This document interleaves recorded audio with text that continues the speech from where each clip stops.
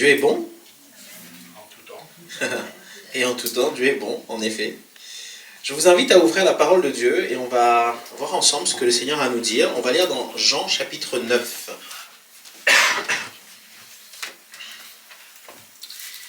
Est-ce que vous croyez que le Seigneur a prévu quelque chose pour chacun d'entre nous ce matin? Prenez-le comme si vous l'entendiez pour la première fois. On l'a lu plusieurs fois ce passage, on le connaît bien. Mais aujourd'hui, il y a quelque chose de spécial que Dieu veut laisser dans votre cœur. Et on va voir ensemble ce dont il s'agit.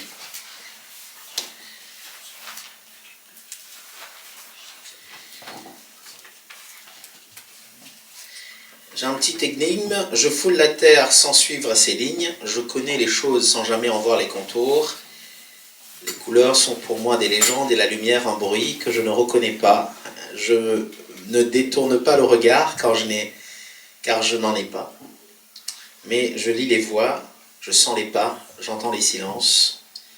On pense que je suis perdu, mais parfois je connais mieux le chemin que ceux qui voient. Qui suis-je? Oula. Vous avez le passage devant vous. Un aveugle.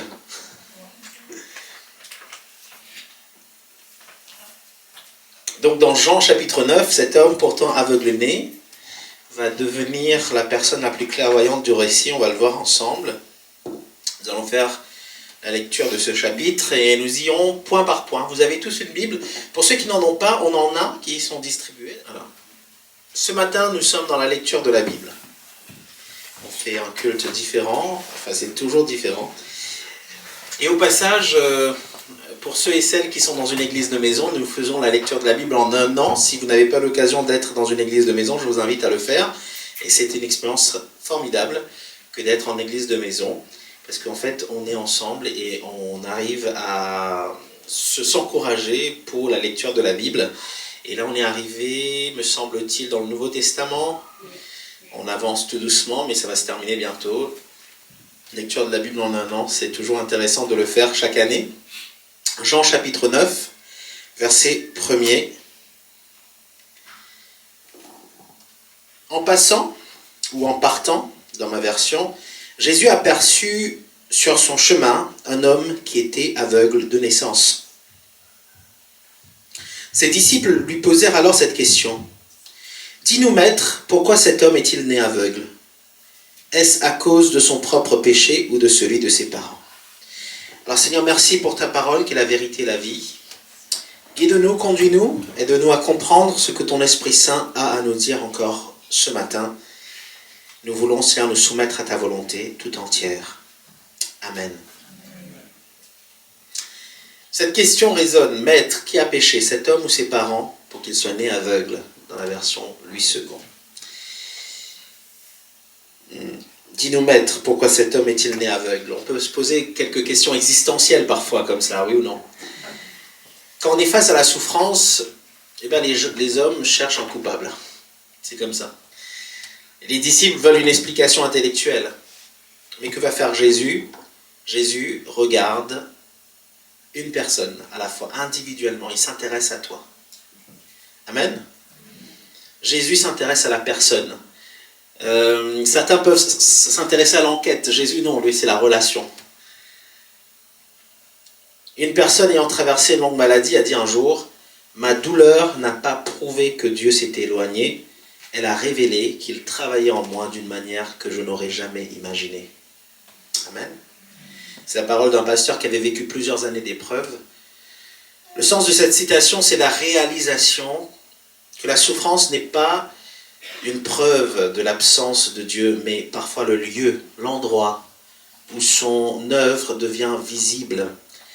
On passe par la vallée de l'ombre de la mort, dans la souffrance, dans l'amertume, dans quelque chose qui nous atteint au plus profond, et on se rend compte qu'on n'est pas seul. D'ailleurs, le psalmiste dira, « Il est avec moi. » Amen. Même si tu marches dans la vallée, le Seigneur se tient à côté de toi. Il m'est arrivé un jour d'avoir une expérience traumatisante en Afrique du Sud, alors que j'ai été agressé. On a volé en fait mes affaires et tout. Je me souviendrai toujours de ça. Et suite à cela, en fait, le Seigneur est venu me visiter le soir, m'a réconforté. Le lendemain, j'étais sur le lieu en question, je cherchais un bidou peut-être qui était tombé ou quelque chose comme ça. Et je me souviens avoir croisé après dans l'université la responsable des échanges universitaires, puisque j'avais fait 6 mois en Afrique du Sud en échange universitaire. Et elle me disait, mais c'est extraordinaire, parce qu'ils avaient tous appris que j'ai été agressé. Comment ça se fait que vous soyez debout le lendemain de votre agression? Pourquoi? Et ils ne comprenaient pas. Je dis, mais écoutez, moi je suis croyant, je crois en Jésus, et j'ai pu témoigner de ma foi comme ça. Amen. Et de ça est sorti un chant, d'ailleurs que vous pouvez voir sur YouTube si vous êtes intéressé, un chant où à un moment donné je dis, à côté de moi il se tient, à côté de moi il marche. J'en parle d'ailleurs dans mon livre. Pour ceux qui n'ont pas encore eu, n'hésitez pas à venir me voir à la fin. Je vous expliquerai comment faire pour l'avoir. Mais c'est une situation assez extraordinaire que dans une épreuve, dans une circonstance, dans la douleur, dans l'épreuve, n'est-ce pas? Nous sommes visités par le Seigneur. Amen. Et donc, peu importe la circonstance dans laquelle tu te trouves, dans laquelle tu peux te retrouver à un moment donné d'ailleurs, dans la vie n'est pas faite de... C'est pas un long fleuve tranquille, comme on dit. C'est des sommets et ensuite des vallées. Okay? Si quelqu'un me dit non, moi, toute ma vie, c'était les champs, les abeilles, les fleurs, les papillons, je te croirais pas. Enfin, peut-être c'est ton cas. Hein. On en parlera si tu veux. On prend rendez-vous avec le pasteur. Mais peu importe la circonstance dans laquelle tu te trouves ou dans laquelle tu peux te retrouver à un moment donné, souviens-toi du Seigneur pour le rechercher davantage et le laisser te parler. Amen. Dimanche dernier, Philippe nous a parlé des saisons, oui ou non? Et nous avons vu en fait qu'il y a quelque chose que Dieu fait. Dieu fait toute chose bonne en son temps. Amen. Alors peu importe, il y a une saison en fait où il faut arracher le plant, il y a une saison où il faut planter. Il y a une saison pour les embrassades, il y a une saison sans les embrassades. Mais c'est comme ça. Il y a une saison du Covid, après il y a une saison hors Covid. Donc, mais Dieu fait toutes choses bonnes en son temps, c'est ce que la parole de Dieu nous dit. Et 2 dimanches de cela, nous avions parlé de revenir au premier amour. Vous vous souvenez de ce message? Revenir au premier amour, revenir à la relation avec le Seigneur, comme c'était avant. Tu te souviens de ta rencontre, ta première relation avec le Seigneur, ta rencontre avec Dieu, comment c'était? Amen. Et si tu ne l'as pas encore eu, c'est le moment en fait de rencontrer le Seigneur, de l'expérimenter d'une manière extraordinaire. Lisons la suite dans Jean chapitre 9, verset 3.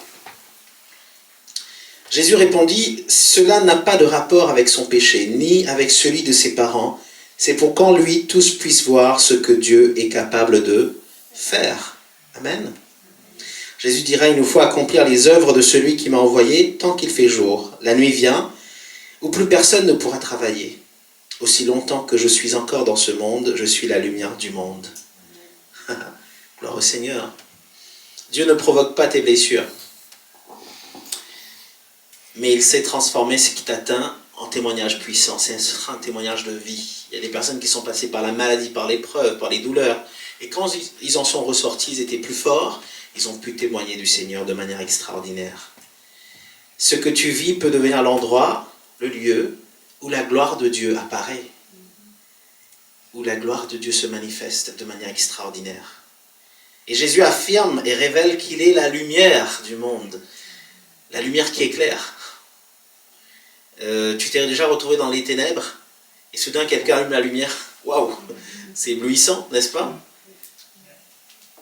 Il est venu apporter la lumière dans ce monde des ténèbres. C'est lui la lumière du monde.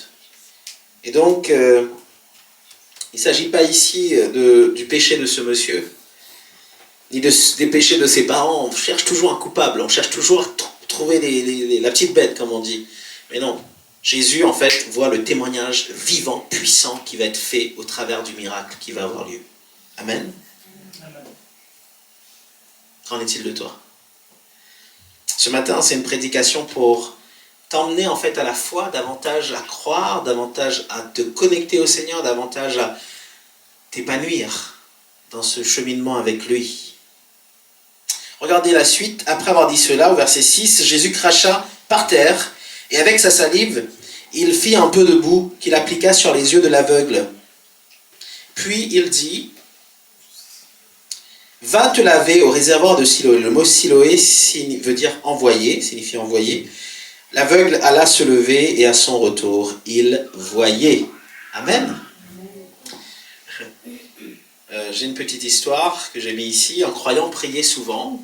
Dans sa prière, il disait, « Seigneur, parle-moi, donne-moi un signe clair. » Et un jour, il ouvre la Bible et la lecture, c'est « Va te laver ».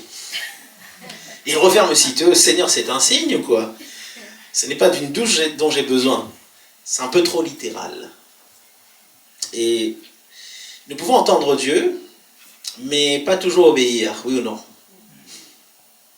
L'homme aveugle n'a pas discuté, il a marché. Regardez. Va te laver au réservoir de Siloé. L'aveugle alla se laver, oui ou non ? Et à son retour, il voyait. Il a expérimenté le miracle parce qu'il a obéi. Gloire au Seigneur. C'est dans l'obéissance que la lumière apparaît. Parfois, on se trouve en fait dans une situation où on ne voit pas trop clair, on ne sait pas quoi faire, on n'a pas la paix peut-être. Mais Dieu te dit quelque chose, tel qu'Abraham, quand il a dû quitter sa patrie, pour aller où ? Il n'y avait pas de réponse. Mais Abraham est devenu le père des nations. Amen. Amen. Amen. C'est extraordinaire, on ne sait pas pourquoi le Seigneur nous demande de partir. Pourquoi ? On ne sait pas, mais on obéit. Et quand on obéit, on voit un peu plus clair. Devant, ça s'éclaircit. Oui ou non ?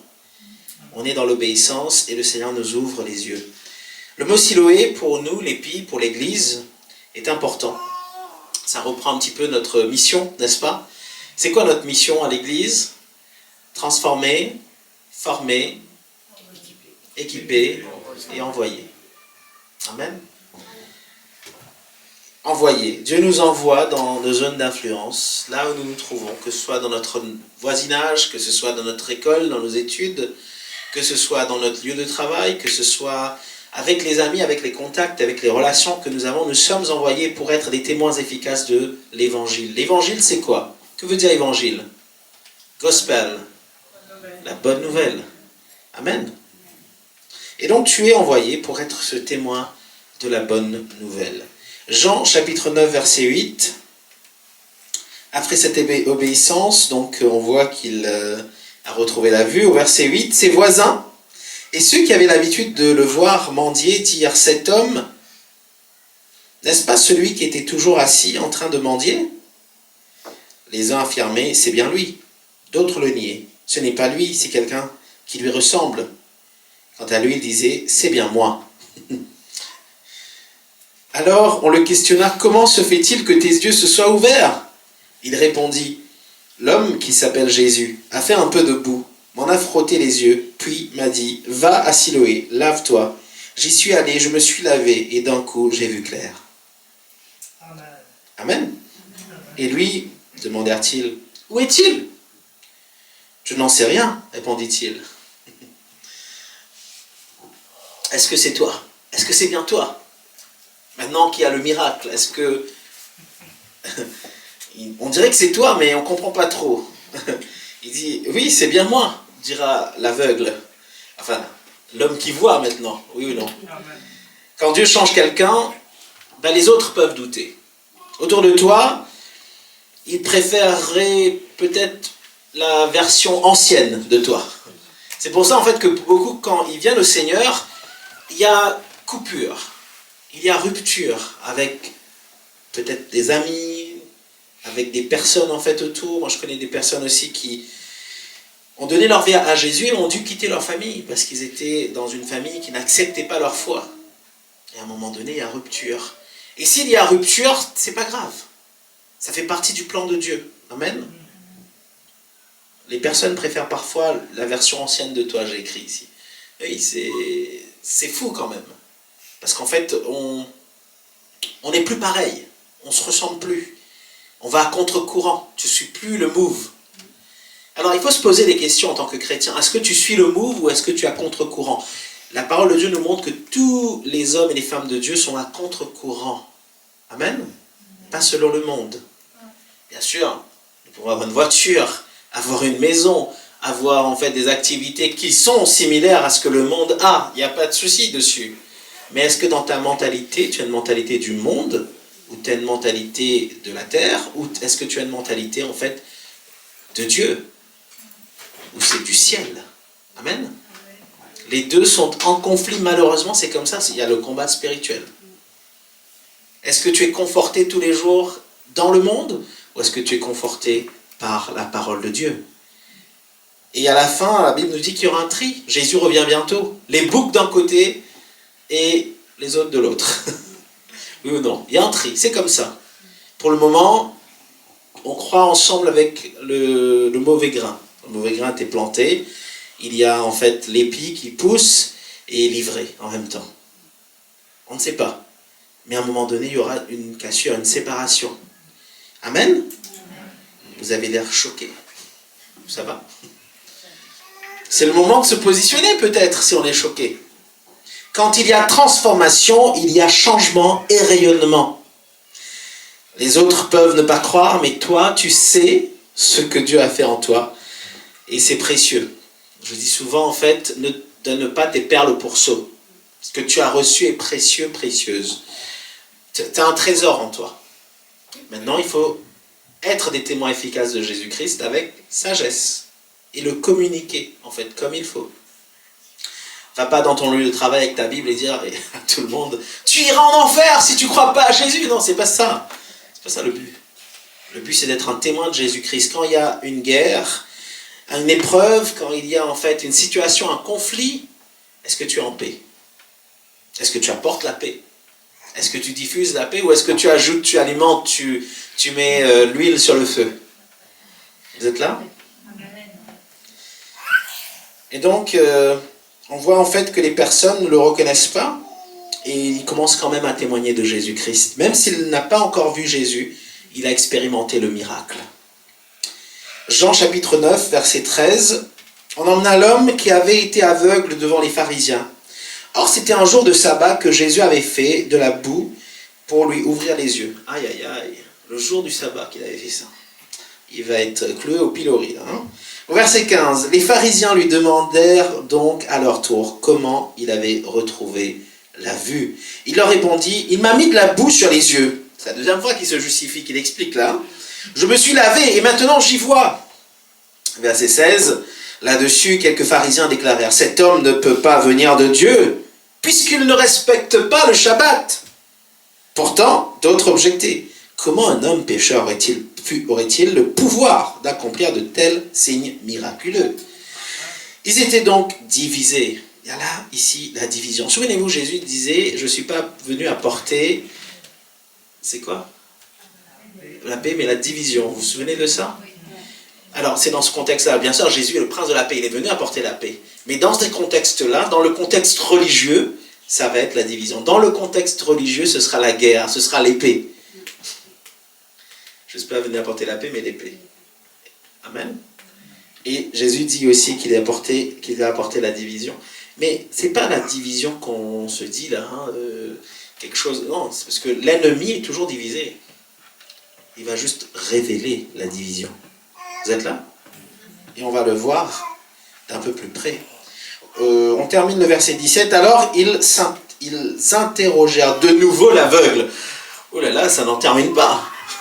Pour la troisième fois, il va expliquer.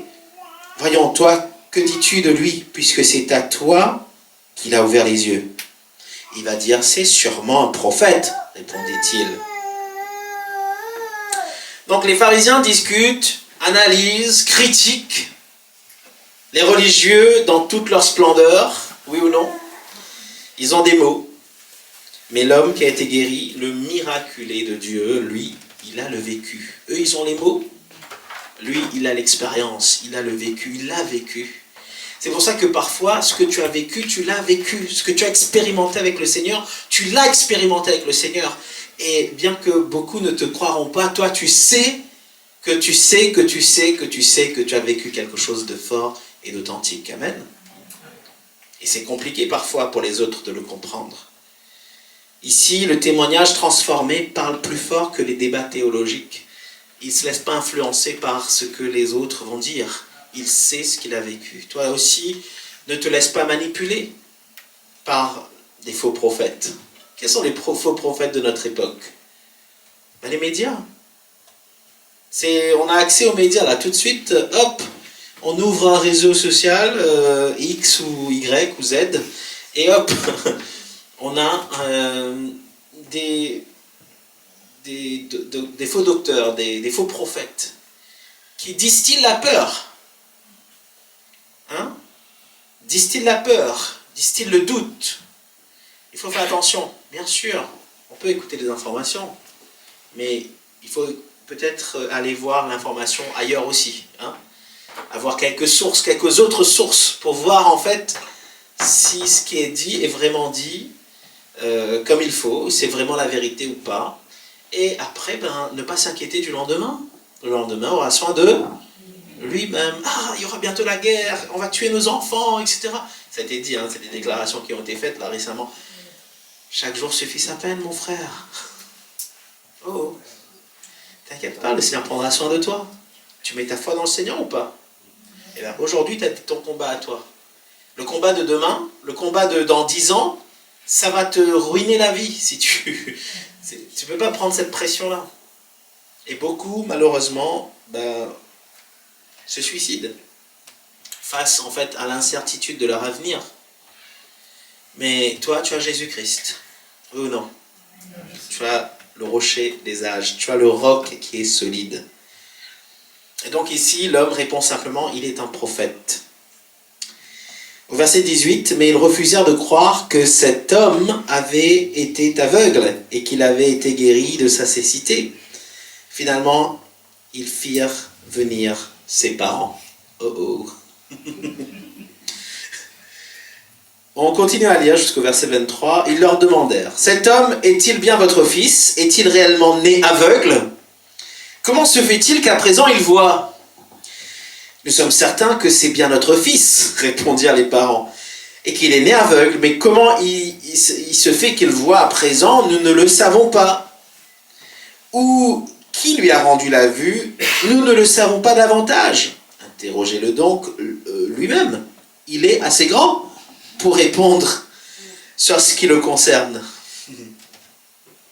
Les parents parlaient ainsi parce qu'ils avaient peur des Juifs. En effet, ils avaient déjà décidé d'exclure de la synagogue tous ceux qui reconnaîtraient Jésus comme le Messie. Voilà pourquoi les parents de l'aveugle avaient répondu, il est assez grand, interrogez-le donc lui-même. Donc les parents ont peur, on a compris ça. Ils ne veulent pas être exclus de la synagogue, parce qu'en fait, s'ils sont exclus de la synagogue, ils sont exclus de la société juive de l'époque. Il y a là une pression religieuse, oui ou non? Il y a une pression sociale, une pression sociétale. Ils ne veulent pas être en marge, ils ne veulent pas du tout être rejetés en fait, de la société. Donc ils répondent, ce qui est politiquement correct, il est assez grand, interrogez-le, oui ou non? Et il arrive que ceux que tu espérais voir te défendre se taisent, oui ou non? Parfois, il peut y avoir des personnes en qui tu mets une confiance absolue, une confiance aveugle, et au final, ils disparaissent quand tu es dans l'épreuve. La Bible dit que la foi est personnelle. La foi est également le salut est personnel, pardon. La Bible dit que le salut est personnel, et j'aimerais dire que la foi l'est également. Personne ne peut croire à ta place, et vice-versa, tu ne peux pas croire à la place de quelqu'un d'autre. Tu devras expérimenter le Seigneur de tes propres yeux spirituels. Tu devras le voir de tes propres yeux pour croire. Tu devras l'entendre, te parler, pour comprendre. Et même si les autres reculent, toi, tu dois avancer avec le Seigneur. J'ai une petite histoire ici. Une femme ayant connu la persécution a dit, enfin c'est une citation, « Le courage n'est pas l'absence de peur, mais la décision d'avancer malgré la peur. » Amen. Le courage n'est pas l'absence de peur, mais la décision d'avancer malgré la peur.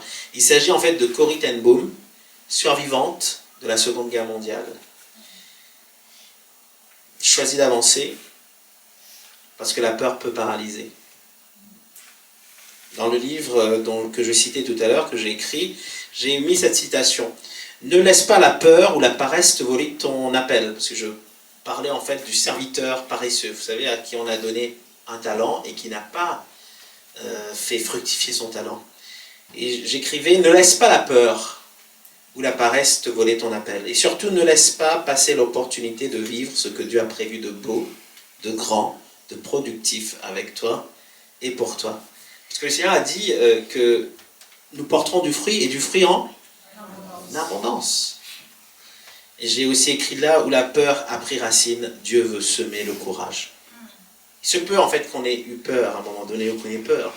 Mais la parole de Dieu nous dit l'amour parfait chasse la crainte. Amen. Bannit la peur. L'amour parfait, c'est qui l'amour parfait? C'est Jésus-Christ quand il dit reviens au premier amour, c'est revenir à Jésus. C'est lui l'amour parfait. D'ailleurs, Dieu est amour. Il est amour. C'est pas, il aime, mais il est. C'est la personne même, la personnalité, mais au-delà de ça, le caractère même de Dieu. Il est amour. Amen. Alors, n'aie pas peur. Tiens ferme. Aie courage. Et parfois, même si ta famille ne te soutient pas, même si tes amis ne te soutiennent pas, même si, et on peut ajouter beaucoup de choses, toi, tu persévères. Amen. Je fais rire, quand je dis ça, à chaque fois je repense à l'île de la Réunion, il y avait en fait la fête des pères. Et les enfants n'en trouvaient pas mieux que chanter persévère ce jour-là, en fait. Et ça me fait souvent sourire quand je dis ce mot, donc je repense à ça. Pour certains qui n'ont pas compris, venez me voir à la fin, je vous expliquerai. Mais lisons dans Jean chapitre 9, verset 24. Jean chapitre 9, verset 24.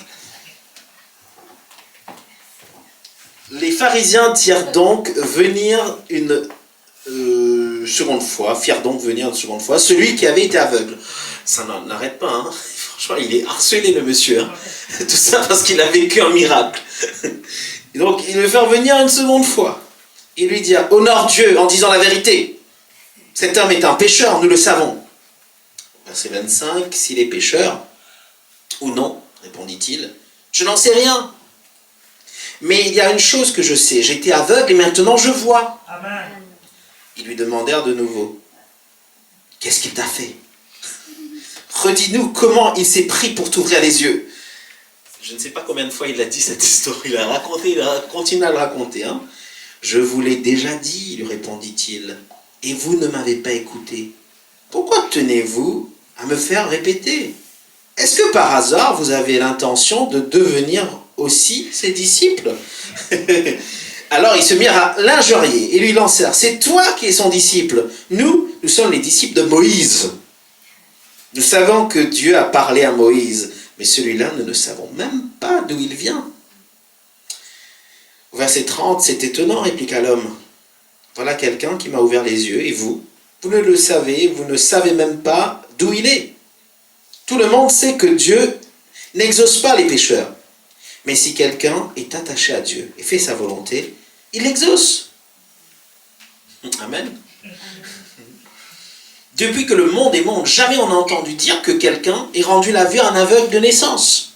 Si cet homme-là ne venait pas de Dieu, il n'aurait rien pu faire. Et regardez leur réaction. Comment, répondirent-ils, depuis ta naissance, tu n'es que péché des pieds à la tête, et c'est toi qui veux nous faire la leçon?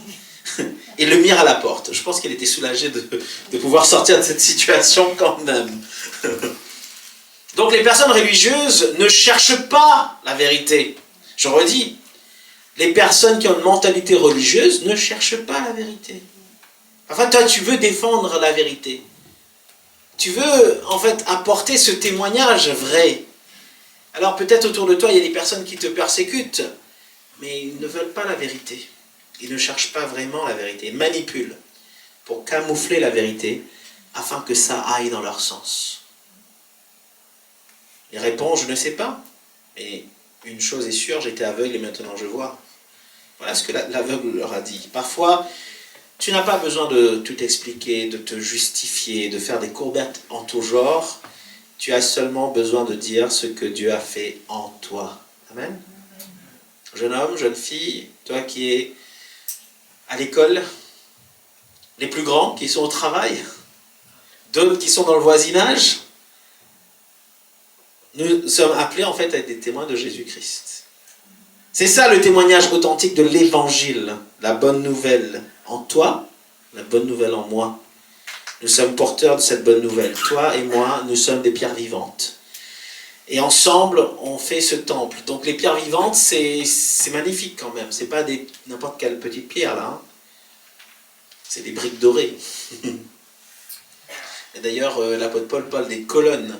Nous sommes des colonnes magnifiques. À l'époque, en fait, vous avez un contexte particulier dans la Bible. Hein. C'est une société gréco-romaine. Donc il y avait des colonnes. Vous savez, comme quand vous visitez Athènes, vous visitez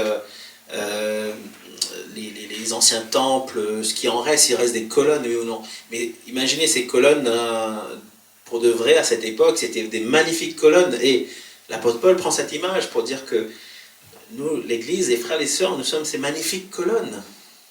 Regarde ton voisin. Regarde la personne à côté de toi. C'est une colonne magnifique. Amen. Amen. Nous sommes porteurs de cette bonne nouvelle dans notre corps, dans notre âme, dans notre esprit. Mais le monde ne l'acceptera pas. L'ennemi ne l'acceptera pas.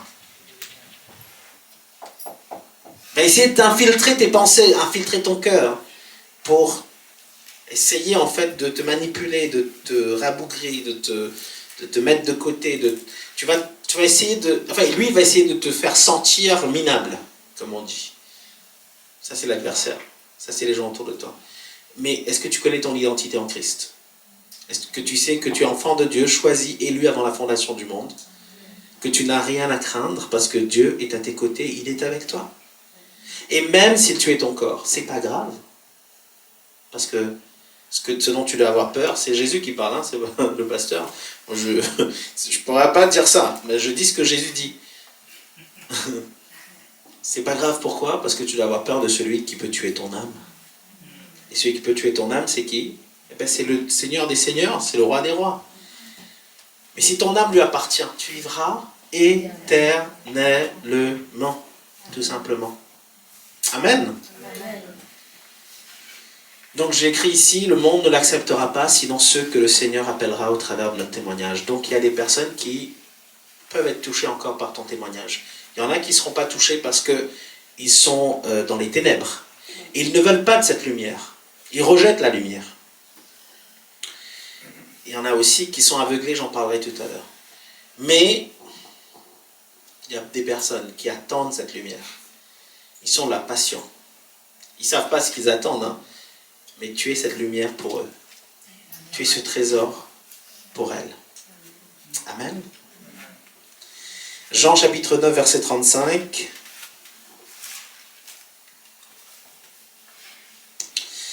Disons la suite. Jésus apprit qu'il l'avait expulsé.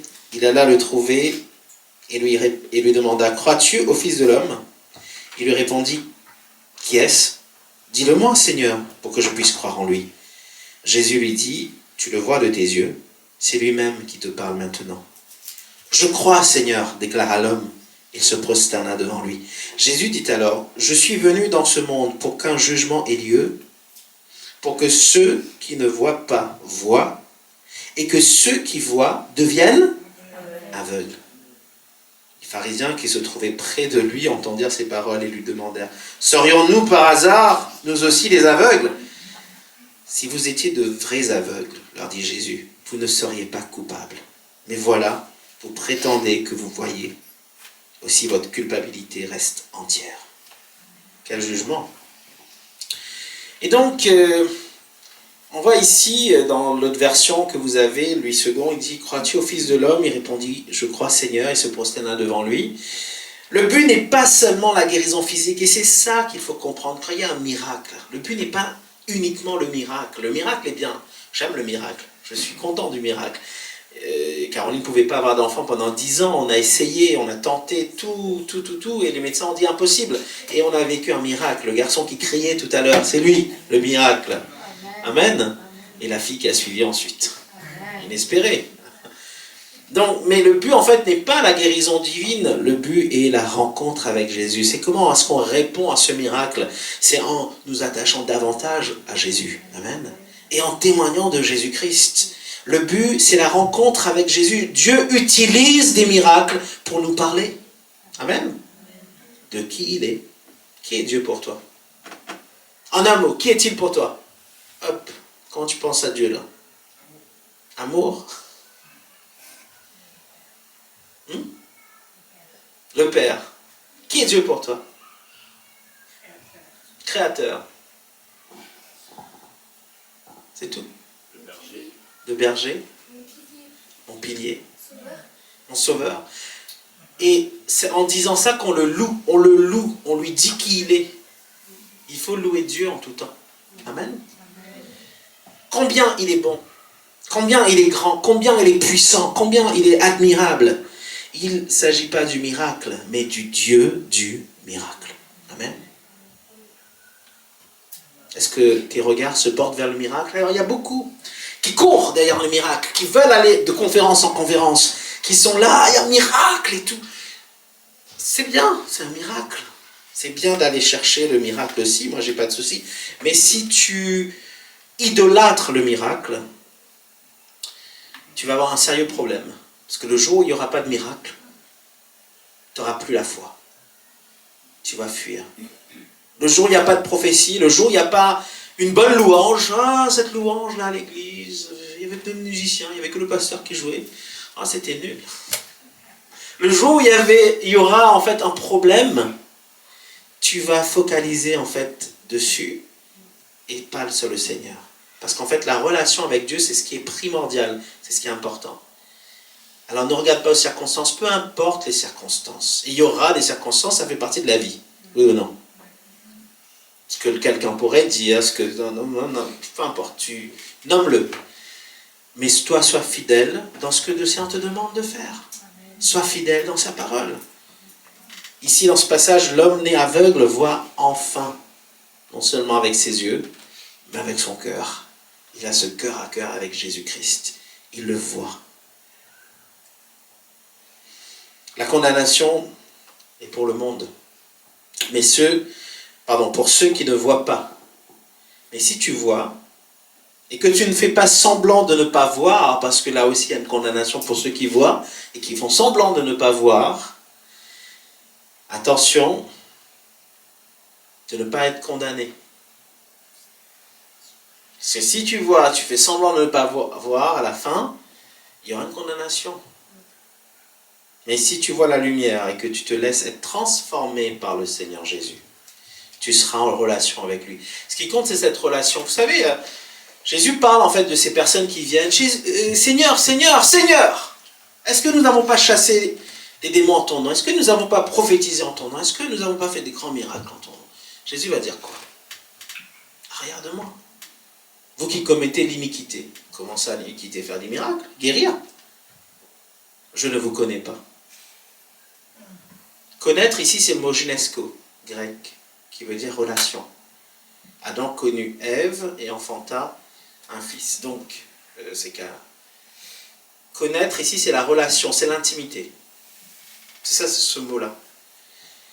Est-ce que nous avons une vie d'intimité avec le Seigneur au point où le Seigneur nous connaît? Amen. Et c'est ça qui est important, c'est cette intimité avec le Seigneur. Reviens au premier amour. Reviens à l'essentiel. Reviens, peu importe la saison dans laquelle tu te trouves, à celui qui est, j'ai entendu le pilier tout à l'heure, le rocher des âges, immuable. Il ne bougera pas. Il est le même hier, aujourd'hui, éternellement. Amen. Amen, Église. Donc je vais conclure. Ce chapitre nous montre quelque chose de profond. La lumière n'a jamais un seul effet. Elle éclaire ceux qui veulent voir, mais elle aveugle ceux qui s'endurcissent. La lumière révèle ce qui est vrai. On voit ce qui est vrai, on voit ce qui est vrai.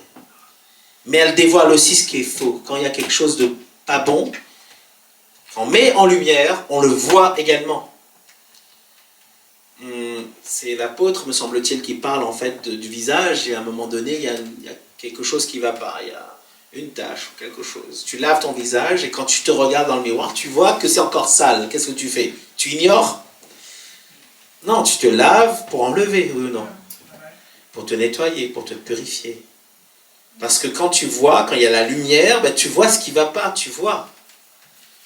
Et il faut mettre de l'ordre. On parlait de ça, c'est notre thème cette année. C'est le thème de mettre de l'ordre.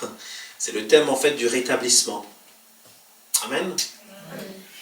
L'année prochaine, on aura un autre thème. J'attends, je dis Seigneur, révèle-nous. Mais je ne sais pas encore. Mais cette année, on sait que c'est le rétablissement. Le Seigneur veut que tu te rétablisses avec lui, que tu rétablisses le plan, le projet qu'il a prévu pour toi. Amen. Que tu le mettes au centre et que tu vives ce qu'il a prévu. Pas juste pour toi, parce qu'en fait, quand tu portes du fruit, c'est pas pour toi. C'est pour ton voisin, c'est pour les autres. En ce moment, moi, j'ai un caquier qui porte du fruit. Alors, beaucoup de fruits, hein. Ben, il faut venir vite, hein. Viens, cueille. Je dis à tout le monde de venir, il n'y a pas de souci. Venez avec votre sac. Mais venez vite. Et les sacs, oui. En effet. Mais quand je vois ces fruits, ben on est au bénéfice en fait de ce fruit pour ceux qui aiment ce fruit. Et donc il y a des gens autour de toi qui vont prendre du fruit que tu vas produire. C'est pas pour toi en fait. Pareil comme un don spirituel. Un don, ça se dit, c'est un cadeau, oui ou non? Mais c'est pas pour toi en fait. C'est pour les autres, tu donnes un cadeau. Oui ou non? Après on peut se faire plaisir, mais c'est pas le but. Dans la parole de Dieu en fait, il s'agit de l'autre. Aime ton prochain comme toi-même. Amen. Enlève la poutre d'abord dans ton œil avant d'enlever la paille dans l'œil de ton voisin. Donc l'idée en fait c'est de faire la volonté de Dieu. Oui ou non? Il s'agit de l'autre. Il s'agit du Seigneur Jésus-Christ. Il ne s'agit pas de toi. Il ne s'agit pas de moi. Mais en moi, il va briller. Il y aura des transformations et je disais tout à l'heure le rayonnement également. Donc la lumière révèle ce qui est vrai et elle dévoile aussi ce qui est faux. Elle expose les zones d'ombre. Elle met à nu ce qui est caché. Et ceux qui refusent de se laisser toucher par elle deviennent plus aveugles encore. C'est ce que Jésus dit. Ici avec les pharisiens.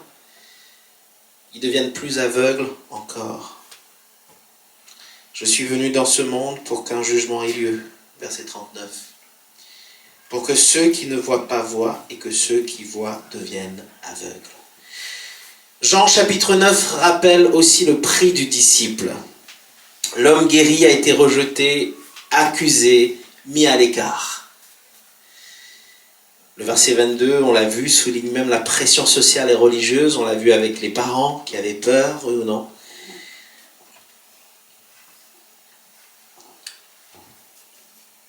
Est-ce que tu reconnais Jésus malgré la persécution, malgré les tentatives de l'adversaire de mettre cette pression en fait sur ta vie? Suivre Jésus coûte quelque chose. C'est un sacrifice. Il ne s'agit pas d'un chemin confortable, j'en parlais tout à l'heure, mais d'un chemin véritable. Il est le chemin. Jésus dira, je suis le chemin, la vérité et la vie. Nul ne vient au Père que par moi. Il peut y avoir des oppositions, des incompréhensions, des moqueries, parfois même de la solitude. Tu vas te sentir seul. Il y a des formes de persécution, de stigmatisation, on est rejeté, on est mis de côté, on est mis à l'écart. Mais il y a surtout la lumière qui guide Jésus à tes côtés. Jésus qui transforme davantage, parce qu'en fait, tu es transformé, mais tu vas de gloire en gloire, de victoire en victoire. Tu es constamment transformé pour ressembler à Jésus-Christ. Parce que le but, c'est de révéler le Seigneur au travers de toi. Et je dis souvent, vous êtes l'extension de la main de Dieu. Vous êtes aussi l'extension de la bouche de Dieu. Oui ou non? Faites attention à ce que vous dites. Laissez le Seigneur prendre contrôle de votre bouche. Quelques interpellations quand même, quelques petites questions pour vous. Notez-le ou notez-le dans votre cœur. Ce n'est pas à répondre sur place, c'est à répondre dans la semaine avec le Seigneur, dans sa relation avec lui, dans notre relation avec lui.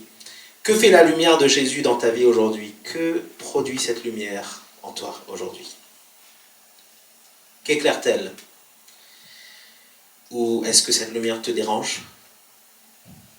Permets-tu à Christ de révéler ce qui t'a peut-être changé? Ou préfères-tu fermer les yeux devant ce qu'il montre? Parce qu'il te montre. Quand il faut témoigner, es-tu prêt? Es-tu prête? Même si cela te coûte quelque chose, quand était-ce la dernière fois que tu as témoigné de Jésus à quelqu'un?